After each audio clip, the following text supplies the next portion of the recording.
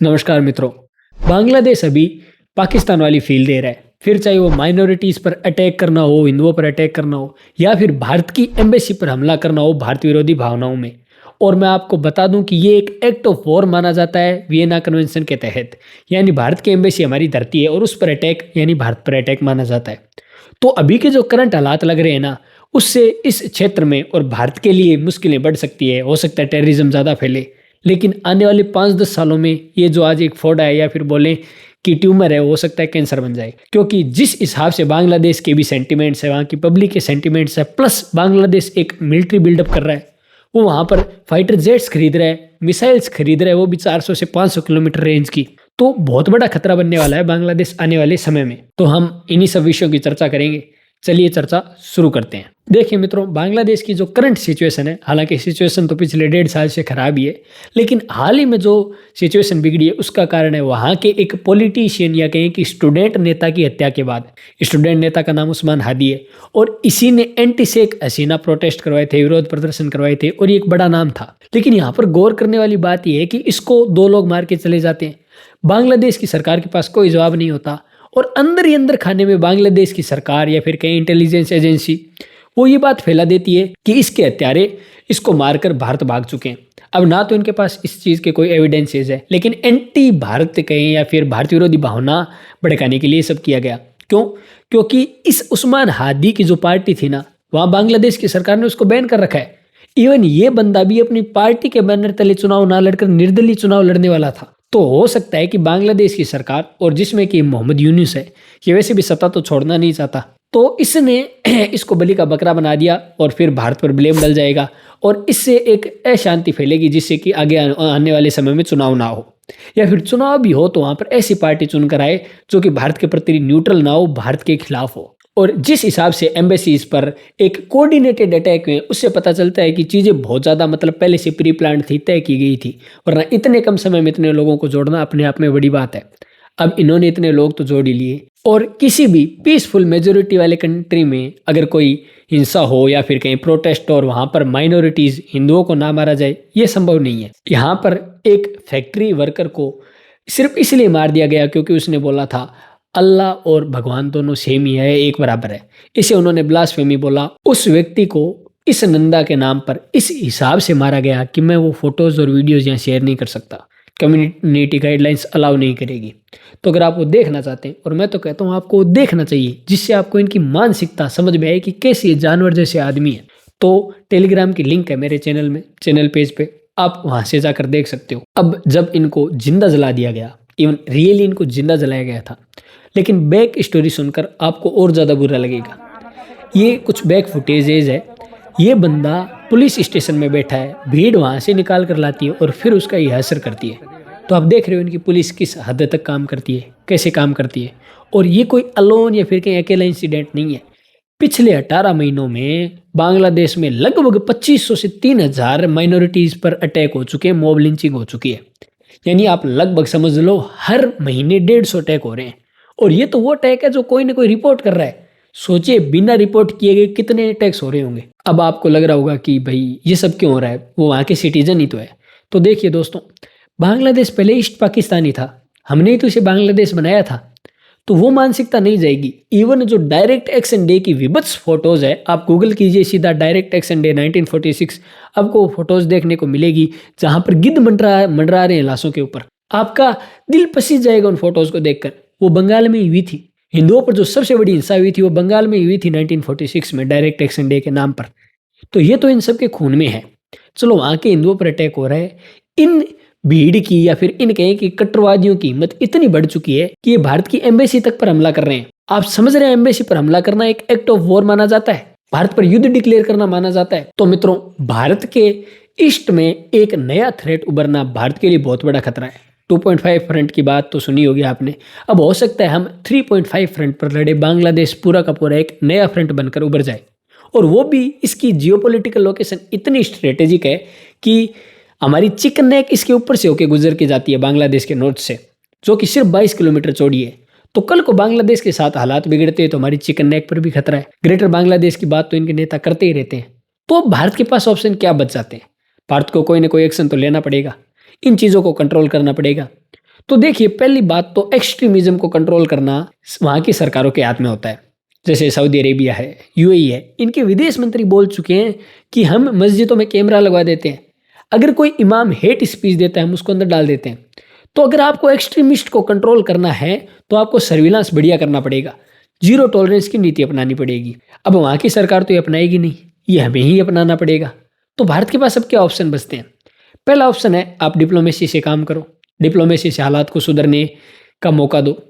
दूसरा ऑप्शन हो सकता है कि कोवर्ट तरीके से, रो के तरीके से, अननोन गनमैन वाला मामला है उस पर काम करो। और तीसरा है डायरेक्ट काइनेटिक या फिर कहीं मिलिट्री एक्शन लो। अब मित्रों, ज़्यादातर लोग डिप्लोमेसी को सपोर्ट करते हैं कि अगर बिना गोली चलाए जीत हासिल हो जाए या क्षेत्र में शांति आ जाए तो सबसे बढ़िया चीज़ है। मैं भी कहता हूँ बिल्कुल, अगर सिर्फ डिप्लोमेसी से, बातचीत से किसी चीज़ का समाधान हो तो वो करना चाहिए। पर समस्या ये है कि क्या डिप्लोमेसी से समाधान होगा? डिप्लोमेसी पिछले 18 महीनों से चल रही है। हमने बांग्लादेश के हाई कमिश्नर को कितनी बार समन दे दिया है, उसे समझा दिया है कि जो ये अटैक हो रहा है बहुत गलत हो रहा है। लेकिन शायद बांग्लादेश की मिलिट्री में वो कैपेबिलिटी नहीं है कि वो इन कट्टरवादियों को रोक पाए। आप एक बार ये वीडियो देखिए। इस वीडियो में फौजी बंदा रिक्वेस्ट कर रहा है कि आप हमें सिर्फ 20 मिनट दे दीजिए, हम 20 मिनट बाद ये एरिया आपको सौंप देंगे, अंदर से जो पत्रकार है उनको बाहर निकालने दीजिए।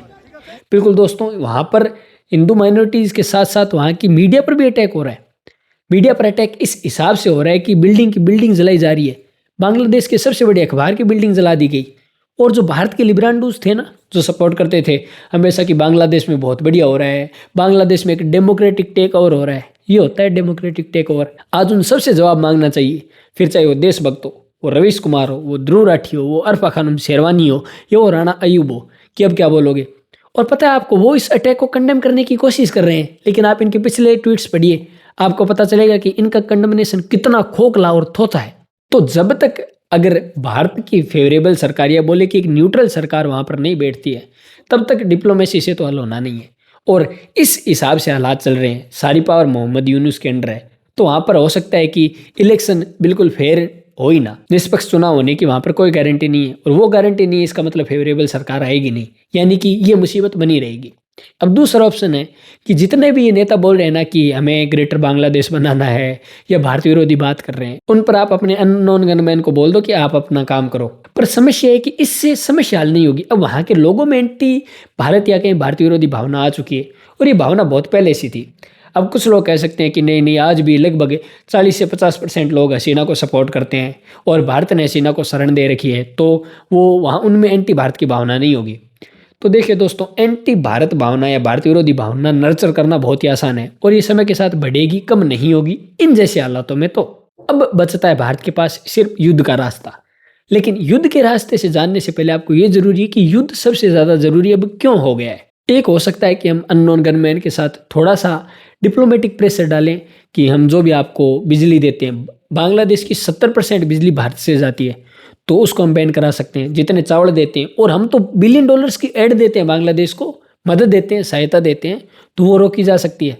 पर मेरे को नहीं लगता कि इससे बहुत ज़्यादा फर्क पड़ेगा, क्योंकि बांग्लादेश एक लॉन्ग टर्म प्लानिंग कर रहा है। शायद वो फाइटर जेट्स खरीद रहा है, और कौन से fighter jets? Euro typhoon fighter jets. अभी 9 दिसंबर 2025 को इटली से यूरो टाइफून फाइटर जेट्स की डील हुई है, और यूरो टाइफून फाइटर जेट्स वही है जो भारत रफाल के साथ खरीदना चाहता था। यानी कि भारत कंफ्यूज था, यूरो टाइफून खरीदे कि रफाल खरीदे, और फिर भारत ने रफाल को चूज किया था। तो ये कोई आम या फिर कहीं बहुत ही हल्के विमान नहीं है, और बांग्लादेश इनको क्यों खरीदना चाहता है? ऑब्वियसली वो हमारे खिलाफ यूज करेगा। उसी के साथ भाई साहब चाइना से भी फाइटर जेट्स खरीदने की कोशिश कर रहे हैं, J-10CE। और पता है चाइना इसको लोन देगा, यानी फाइटर जेट खरीदने के लिए चाइना लोन देगा, अपने फाइटर जेट बेचने के लिए लगभग 60% लोन चाइना देगा। यूरो टाइफून की डिलीवरी 2027-29 में स्टार्ट हो जाएगी।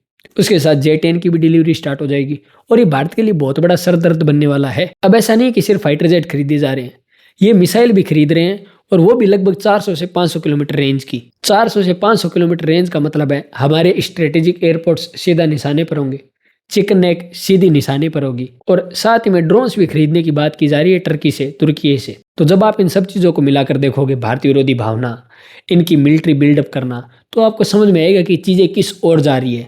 तो जो 2.5 फ्रंट वॉर था ना, अब वो बढ़कर 3.5 फ्रंट हो जाएगा, और ये आने वाले दिनों में समस्या बनेगी।